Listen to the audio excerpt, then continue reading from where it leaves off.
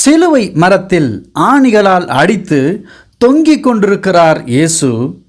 தன் வயிற்றில் 10 மாதம் பெற்றெடுத்த தாய் அதை பார்த்து கொண்டிருக்கிறார். வேதனைப்படுகிறார். சரீர பாடுகளை தன் கண்களால் பார்த்து கொண்டிருக்கிறார். இந்த அவலமான நிலை எந்த தாயும் அடைந்ததில்லை இந்த உலகில் இதுவரையில். எல்லா பாடுகளையும் அமைதியாக வாய் திறவாத ஒரு ஆட்டுக்குட்டியைப் போல் இருந்த இயேசு, அவரும் ஒரு தாய்க்கு மகனாக இந்த மண்ணில் பிறந்தபடியால் தன் தாய்க்கு கொடுக்க வேண்டிய அரவணைப்பு, அன்பு கிடைக்க வேண்டி துடிப்பதுதானே ஒரு மகனின் பொறுப்பு. அதனால் தன்னை பெற்ற தாய்க்கும் பாதுகாப்பு, அன்பு, ஆதரவு, அரவணைப்பு, அதற்கு வழி செய்வதும், அதன் முக்கியத்துவத்தை உணர்ந்தவராய் மரணத்தை ருசி பார்க்கும் தருணத்திலும் தன் தாய்க்காக குற்றமற்ற